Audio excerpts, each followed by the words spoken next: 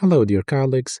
My name is Al Muhammad, and today we have a Bernasconi Cassinari dural arteriovenous fistula, which we've treated using the transvenous pressure cooker technique. It was a 44 years old male patient with headaches and pulsatile tinnitus.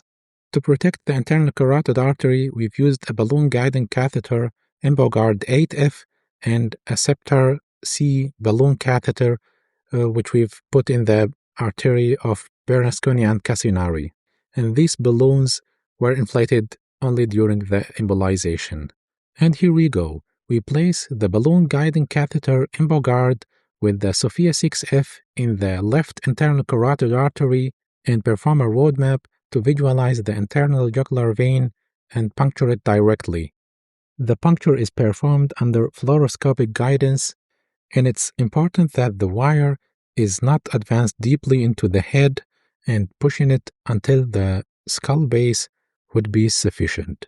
After placing the short 6F sheath, we perform a contrast series to document the intravascular position. And after that, we can start the transvenous navigation using the benchmark guiding catheter with the select catheter and a stiff Teromo wire. And for this purpose, we need a roadmap to visualize the anatomy of the intracranial sinuses. We start the navigation with the Teromo wire and then push the select catheter, and then we can push the benchmark. And now we can carefully begin navigating the straight sinus. And in our case, we need to place the tip of the benchmark catheter at the distal parts of the straight sinus. And now we can start navigating the Bernasconi Cassinari artery with the synchro select wire and then with the Scepter balloon catheter. And as expected, it's not an easy navigation, and we just need the tip of the Scepter catheter into the Bernasconi Cassinari artery so that we can protect the fistula from rupture during the embolization. So we don't force the navigation of the arterial side of the fistula because we will perform a transvenous embolization. And now we have the tip of the Scepter balloon catheter in the artery of Bernasconi and Cassinari, so we inflate the balloon and perform a 2D angiogram to see the fistula and document our position in this artery. And here we see the fistula, and now we deflate the balloon because we need it only during the embolization. And now we can start the transvenous navigation of the fistula using an Apollo microcatheter with a 5 centimeter long detachable tip, which we will use for the fluid embolization, and an Excelsior SL10 microcatheter, which we will use for the coiling. And now we continue our navigation with the Apollo microcatheter until we reach the fistula, and after that we continue our navigation using the Excelsior microcatheter until we reach our coiling position. And now we can start the coiling around the detachable tip of the Apollo catheter. And as we've plugged the vein, we inflate the Scepter balloon to protect the fistula.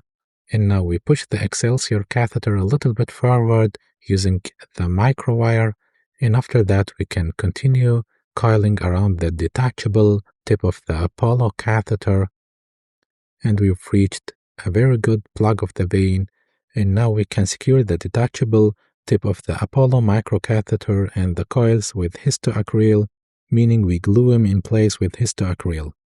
And we continue injecting histoacryl and stop before reaching the proximal end of the detachable tip of the Apollo catheter. And after that, we can remove the Excelsior catheter.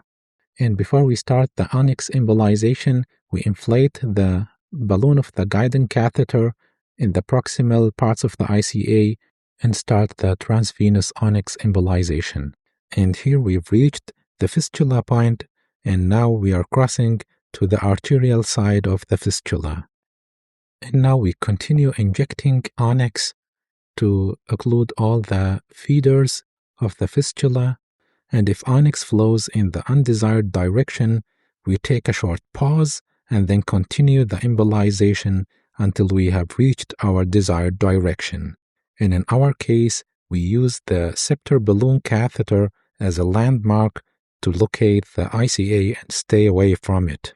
And after occluding the upper arteries of the fistula, we take a short pause and then we can continue injecting onyx to reach the lower artery of the fistula.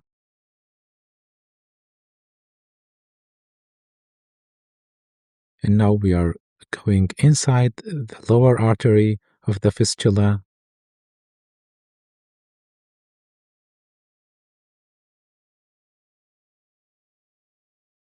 And now the onyx is flowing into this lower artery, and now we've reached the main stem of the Bernasconi Cassinari artery, and so we've reached our target.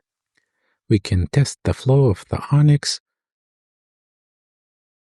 And now we can deflate the septal balloon and the lower balloon of the guiding catheter.